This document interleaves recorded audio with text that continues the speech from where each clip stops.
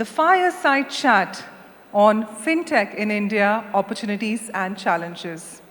We have with us our speakers who are joining us, starting with our moderator, ladies and gentlemen, Ms. Shireen Bhan, Managing Editor, CNBC TV18, along with our speaker, Mr. Sameer Nigam, Founder and CEO, PhonePe Private Limited. Thank you very much. Good afternoon, ladies and gentlemen. What an absolute pleasure it is to be back here at GFF, on the GFF stage, sharing the stage with someone that we've known for a long, long time. Thank you very much for joining us here. It's a pleasure to have you on the program. We are going to be talking about the opportunities and challenges, and as we were just told, it is the final session, so the pressure is on. We have to make this as exciting a session as possible. And with Sameer on stage, it's not going to be very hard. So very quickly, for context, a company started in 2015, so almost approaching a decade of its existence. And 2023, in many ways, has been a seminal year for PhonePe because it diversified and got into a lot of exciting areas that it wasn't previously into. I am going to talk about the road ahead with Sameer, but very quickly, Sameer, as I pointed out, many milestones launched in 2015, separated from Flipkart in 2022, payment aggregator license in 2023, hyperlocal commerce app PinCode in 23, launched your merchant lending in 23 as well, insurance, stock market, foray, all of that in 2023. So 2023, in many ways, a seminal year for PhonePe. Take me through what we should expect now. What's next? Wider or deeper or both? Hi, Shireen. No, hopefully for the next few years, we're going to go much deeper in all the seeds that we sowed in 22, 23. I think we launched almost 8 or 9 new businesses, and these are not categories within payments. I mean, lending and insurance and app store. I mean, they're just so different from each other. Second, they're just such large opportunities. So depth over breadth for sure, for the next 3, 4, 5 years at least. Okay, depth over breadth for sure. And I think something here everyone's going to be interested in, and certainly it is a big topic of conversation, is the focus on profitability. And congratulations for delivering a very good set of numbers. Just yesterday, actually, you announced your numbers for FY24.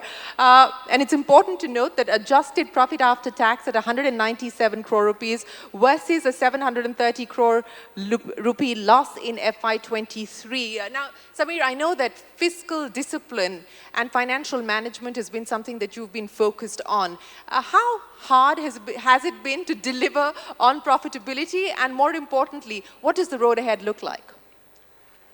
So it's definitely a proud moment for us. We're closing in on the 10-year mark, and we want to be PAT positive, not even adjusted PAT positive. So we have a couple of years left for that.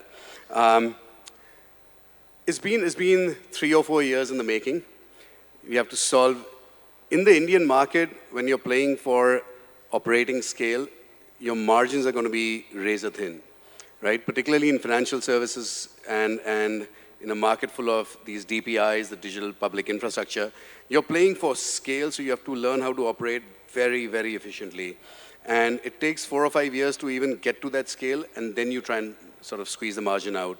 So we got to contribution margin only about 2 years ago.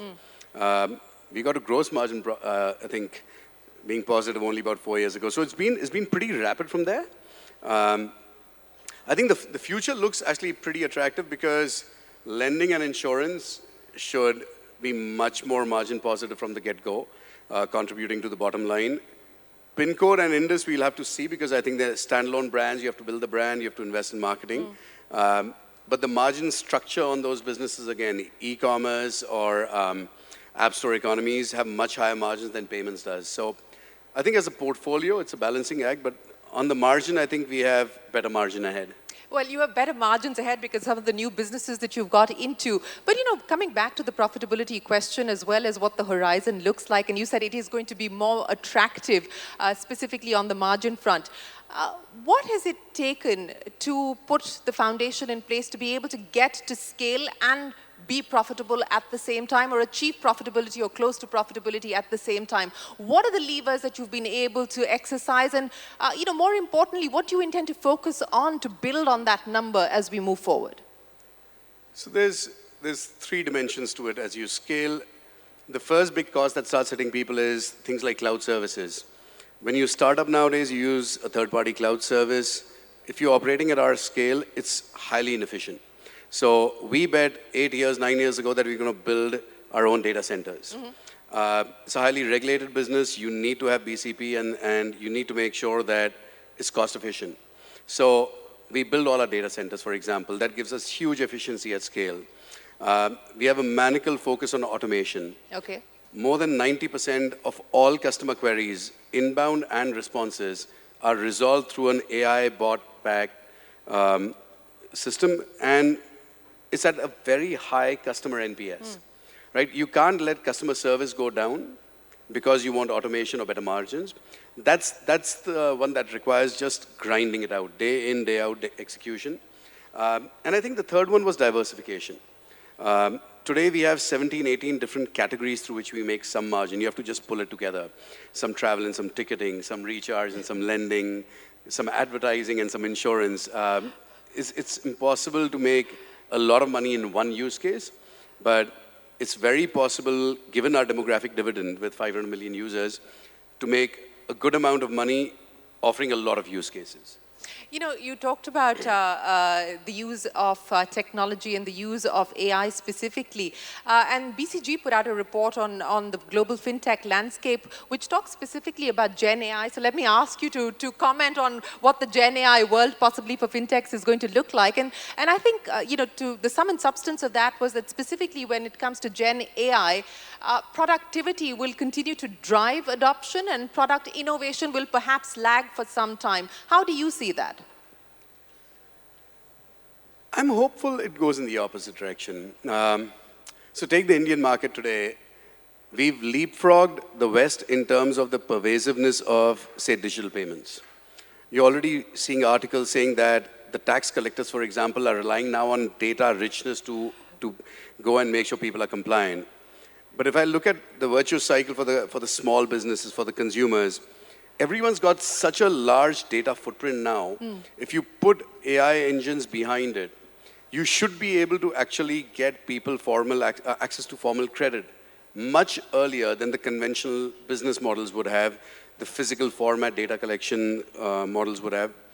So I think today with a ton of digital data sitting in large data lakes and then throwing sort of AI models behind it, I think we can unleash a very positive, sort of virtuous positive cycle. So where is that as far as your journey is concerned today? We've just recently launched consumer lending and merchant lending about a year ago. We launched merchant lending. We're already seeing good dividends. We're able to help our banking and NBFC partners identify merchants who are new to credit but have very, very similar data footprints to those who have a bureau score. So the lookalike models come into play.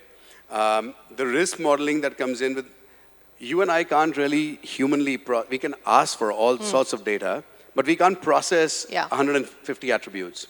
Machines can, right? I think machines score just in terms of how much data and multivariable varied problems they can solve. We can't. So I think we can use that for India. We can use that for India. You know, you talked about compliance, and I think most people in this room will agree that that perhaps is the stuff of nightmares currently as far as the fintech business is concerned. Would you agree? I think for some, not in all sectors. Yeah. I think we've talked about this over the years, Shreen. I think we are not the startup ecosystem is not traditionally used to the idea of operating in regulated businesses. But you are in a regulated business. We are. Yeah. And I think we knew that we were eyes wide open, so knock on wood, till date, we've not had a serious regulatory issue, but it's not in the nature of startups and young entrepreneurs to think about compliance first. You can operate. Engineering brains will work within the law if they understand the law. Regulation is more dynamic. I think that's one difference. The second thing, and here I feel bad for the regulators as well, technology is changing so fast. Yeah. I don't think either side knows exactly what tech-enabled solutions they find aspirational and which ones are not good at scale. Let's just take the credit example. If you use AI to start coming out with new credit scoring systems, a lot of people might be able to get access to credit, Yeah. but some could be frozen permanently from credit, right? There's two sides to the same coin. Yeah. And I think regulation will follow in almost every sector in fintech. We are seeing regulation following the innovation cycle, not just in India, globally. And it's because everyone's trying to see, okay, how far can technology take us? And then there's course correction. In a startup model, that's obviously highly disruptive because where you are innovating is basically the gray, and the gray is the part that's not been regulated yet, right? So it's a bit of a chicken and egg game. That's the market. It is a chicken and egg game, and as you rightly pointed out, I mean, this is not a new story. Regulation has always followed innovation, and innovation has kept pace with tech changes, and that we're seeing globally as well. But how much of your aspirations do you feel today are constrained on account of current regulations, but B, also on account of regulatory uncertainty? Are there things that you would like to do that you don't do because you're worried about how it may go down with the regulator? And a second question on that, because this is again something that has divided, the big sort of banks and NBFCs as well as the fintechs, because the banks say, look, you're playing with the big boys, and you better play with the big boy rules. And startups are saying that perhaps we need a different set of rules. We need a different playbook as far as rules and regulations are concerned. What do you think? I can see where the banks are coming from, because the fact of the matter is they have a much higher level of compliance to deal with. See, if fintechs are going to push the boundaries in terms of understanding what kind of experiences and features Gen Zs and Gen As need, a conventional banker was never expected to think about how a 15-year-old using a mobile app is going to use banking solutions or payment solutions. Just 10 years ago, I mean, that was just not an expectation. With the fintech industry, it's a frontline expectation. So you will find green spaces, attract capital, and then try and accelerate. I think that the first problem that's happening is today a new feature or app can reach 10 million, 20, 30 million people in such a quick time span.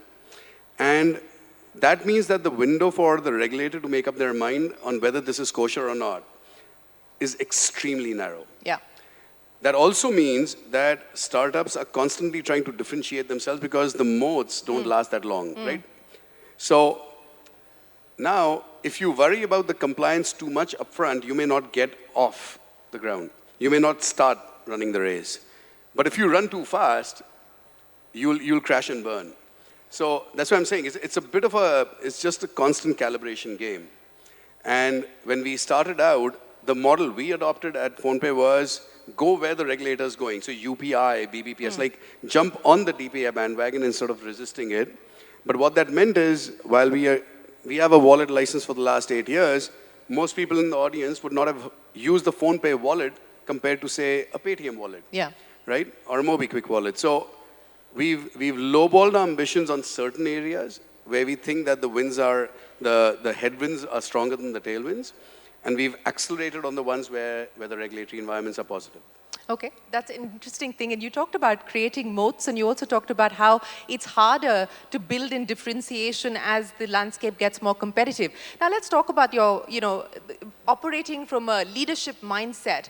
With a 48% share, you're the clear leader at this point in time, but you're now in spaces where you're playing catch up. Does the playbook change significantly from where you're currently operating as a leader and when you're trying to play catch up and you're up against an incumbent leader? Indus is up against Google Play Store, PINCO's up against everyone in quick commerce and e-commerce. Lending, we are nobody, we're just getting off the ground. Insurance, we are still very, very small. So I think the challenger mindset is very well and truly entrenched in our psyche. I think it'll stay that way. We want to stay hungry. We are still hungry even in payments.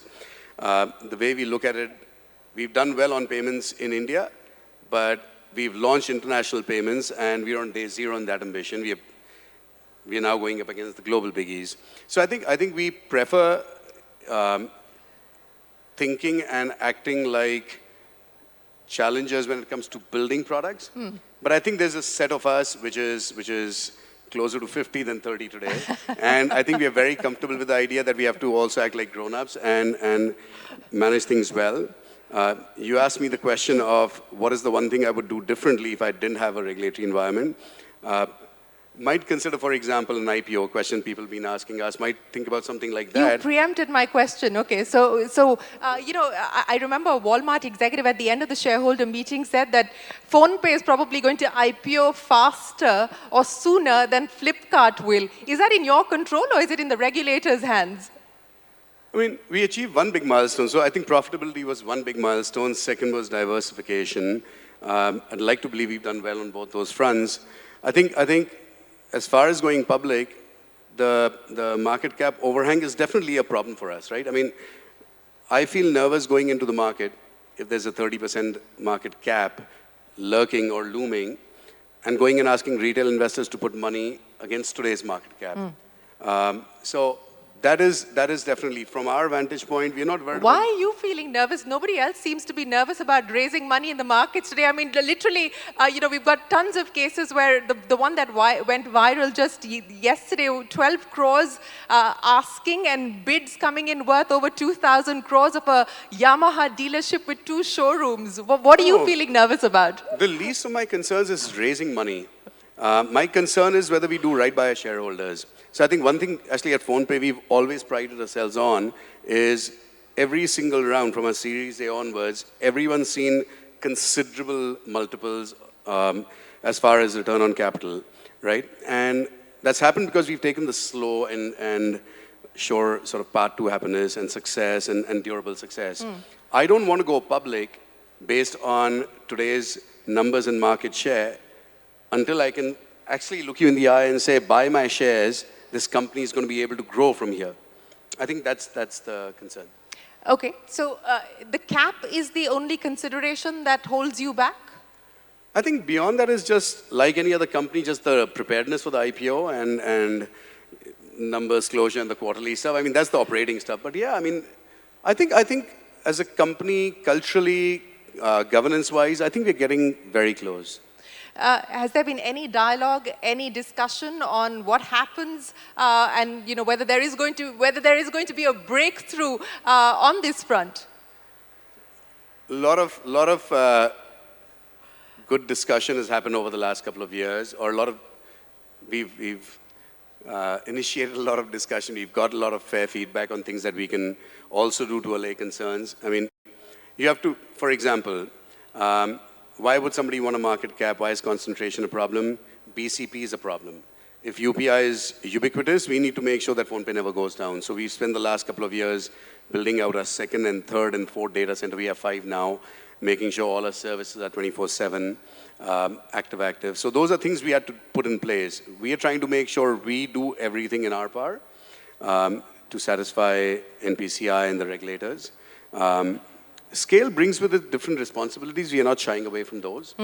But other than things that we can solve for, if we manage to solve those, and then the cap goes, I think we'll run out of excuses not to go public. Well, as I said, I guess clearly depends on the regulator, the timing of when you do decide to IPO.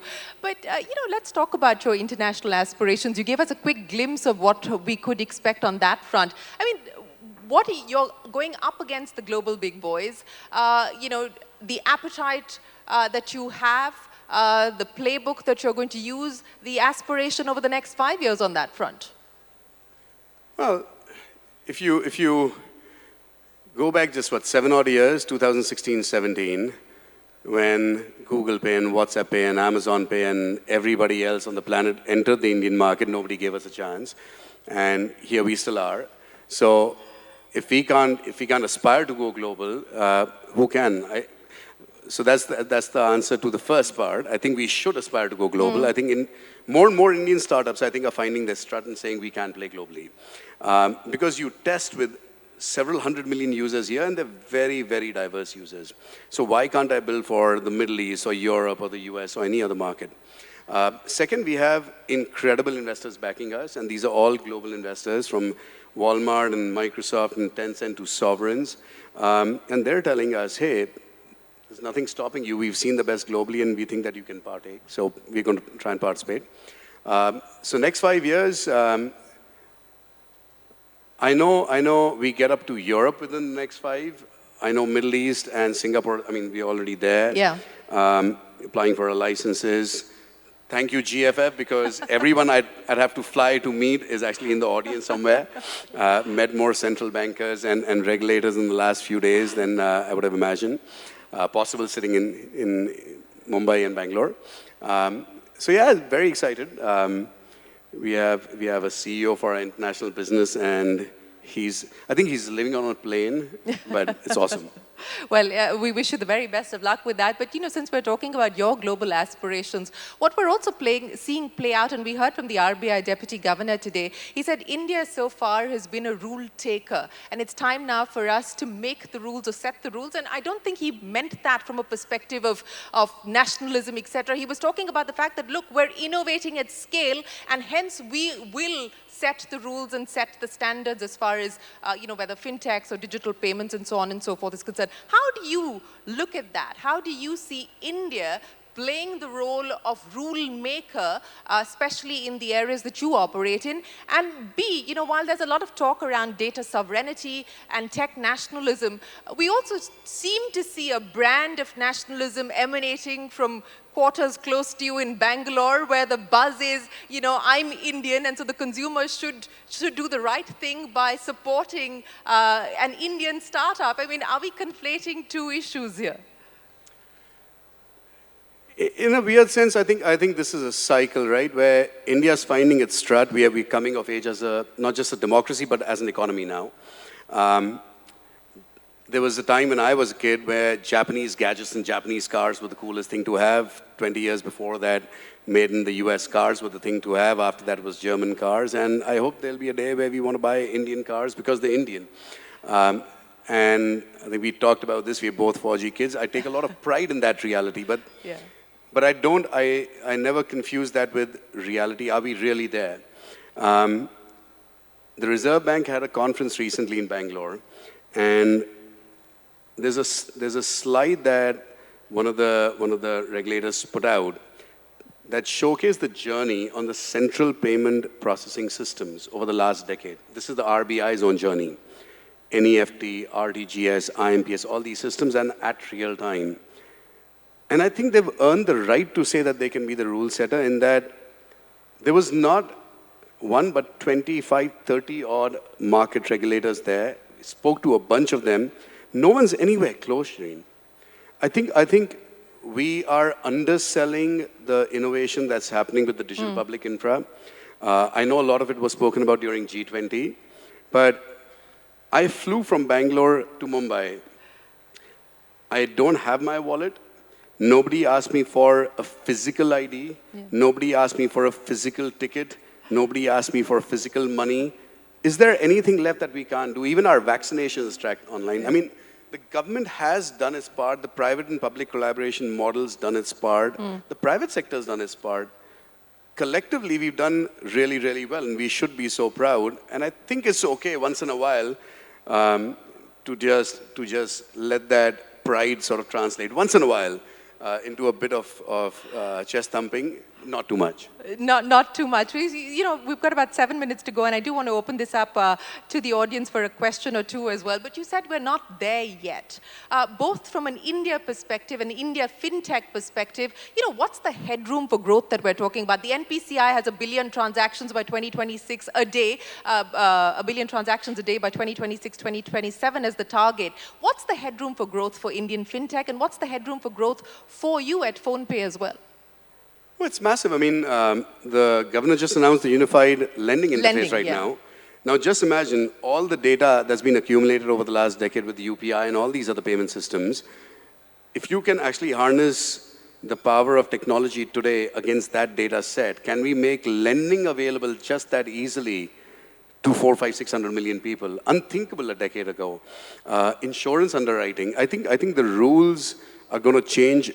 I think business models are going to turn or get appended at breakneck speed over the next 6, 7 years.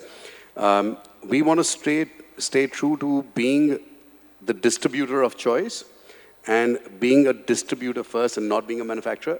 But we want to partner with everyone. And we've spoken about that, and you're still sticking to that. Only distribute, don't Still manufacture. not a bank, still not an NBFC, still not an insurer. We are happy doing what we do. Okay, so that's what you won't do. I know that you previously have spoken about the fact that the categories that you operate in don't allow for too much silly stuff to happen. What's the silly stuff that worries you in the ecosystem? What's the silly stuff that you would call out? What's the silly stuff that you've done that you regret doing? Well, as business models go, things like Switch or a calculator. We designed a calculator with an NFC chip in it 8 years ago. And we thought, because when we went to small shops, they were all using calculators. And we said, we can turn your calculator into a POS device. It was a very cool pilot. We realized we'd only spoken to the 5 shops in our neighborhood in Bangalore. That wasn't representative of the market. I think we ended up ordering 20 or 30,000 in the first manufacturing batch. We sold probably 500. So we've done our fair share. But I think it's been a lot more that's been on the R&D side. As I said, I think luckily on the compliance side, we've not done silly stuff in that we never assumed that we could get away with it. Yeah, I think that one's been well left. That's the 4G DNA. That's the 4G DNA. I mean, in my dream, my dad's like whacking me with a stick 3 times saying, what were you doing? The teacher said no, right? So, yeah, old school, old bringing. In terms of silly stuff I see in the ecosystem, crypto was definitely one because everything I was hearing in the market from the regulators to the government, they're uneasy about it globally, not just in India. And I felt like a lot of fintechs were just hoping that they could just market their way into changing thinking. There's been waves of those, BNPL. I will give everyone money to buy clothes on Myntra and fashion on Nykaa, and they'll all give it back at 20% return. And we'll all make tons of money. Yeah, that'll never happen. That'll never happen. 4 minutes to go. I'm going to take 2 quick questions before I get a final one. Yes, sir, we'll try and see if we can get a microphone across to you. Otherwise, you can just jump in with your question real quick. Yes, please do. Oh, there is somebody walking to you with a mic. A little faster, madam, would be a little helpful. Hi, guys. First of all, thank you for a very insightful session. And Samir, congratulations on your milestones so far. You've been on one heck of a journey.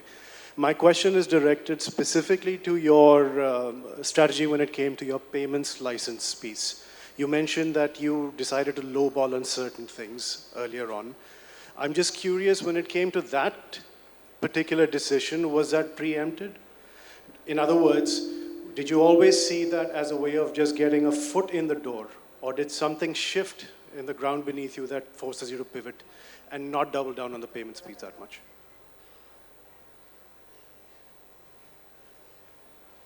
Sorry,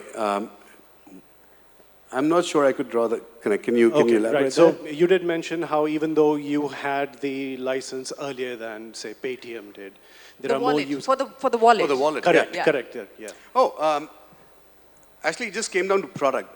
In my mind, if I ask you to take money out of your wallet and give it to me in my digital wallet to spend forward, I'm just sitting on a very large escrow. That's not product innovation, right? I'm just turning physical money or a card or some other instrument into a temporary instrument. For our population, where the government's trying to give everyone an Aadhaar-linked Jan Dhan account, this is the 10th year anniversary, it defied logic to me that every Indian's going to have a bank account, and yet I'm telling you the best way to spend your money is not UPI, is going to be a wallet. Yet you still applied for the license? No. We merged with Flipkart in 2016 pre-launch, and they had the license. Okay, so right. The entity is what we got. Yes, if you can stand up, sir, we'll try and get the mic across to you and move forward so it'll be faster for us to get the mic across to you. Thank you. Hi, Naveen here. Do you see the physical issuances of plastics, debit, credit cards ending? If yes, why? If no, why? Thank you. Not for another 7 to 10 years. And no, because for the people who are eligible to get credit cards in India, they're also having more disposable income than ever. They're starting to travel abroad more than ever. And if they're traveling abroad and there's no international acceptance for the digital format or the PhonePays and the GPays of the world, until that's ubiquitous globally, until the world over you can use a mobile-based payment method, you will need a physical form factor. And I say 7 to 10 because in that much time, I'm hoping that Ritesh and my international team and all my colleagues here in the industry will make sure that we never need a physical card again. Well, so there is time, at least a window of 7 to 10 years, at least as far as physical cards are concerned. But Samir, we've got 50 seconds to go. I want to ask you, for somebody who has built a business and now getting close to not a adjusted profitable, but hopefully a profitable business very soon, the 5 things, the 5 commandments that you stick by that you would like to leave this audience with if they're planning to start a fintech business anytime soon? And is there really room? The rule of 3 says that it's going to be the top 3 players that will continue to not just operate, but make money at scale. Do you believe that that will be the case here in India too? I'll answer the second very briefly. Any fintech looking to get into even payments today, take inspiration from what's happening on the merchant side. That's not talked about enough. In offline payments, enterprise payments, corporate payments, online payments, every single subcategory has a different market leader today. Bill payments has a different market leader today. All of them are profitable. We just don't talk about it. I think what's happening is the media has actually caught onto this leaderboard of UPI. That's all we've talked about for 4 or 5 years. And there's no MDR, so there's no direct monetization. Yeah. So I think it blurs the market. There's a lot of money to be made. There's 1.4 billion consumers to be serviced. On the commandments, I think if you're entering the fintech space in particular, it doesn't matter which function you're in. Our first commandment in the company for the first 100-odd employees, we used to read every single RBI's notification and circular. I'm not kidding, every single team. If you don't imbibe compliance on day 0, it's not something you can learn later. Yeah. This is not something you can learn later. It has to be institutionalized. Hire good people, build for the long run. You can't hack it. This is too regulated in the industry. You're dealing with people's lives and money. Go slow and you'll do well. Well, Samir Nigam, thank you very much for sharing the PhonePe story with us. We wish you the very best of luck with the milestones that you've set for yourself for the future and with the possible IPO as well, as and when it does happen. But thank you very much for keeping it real and for giving us a very clear and comprehensive view of what the landscape looks like. Ladies and gentlemen, Samir Nigam, a big round of applause. Thank you, Shreen. Thanks as always. Thank you.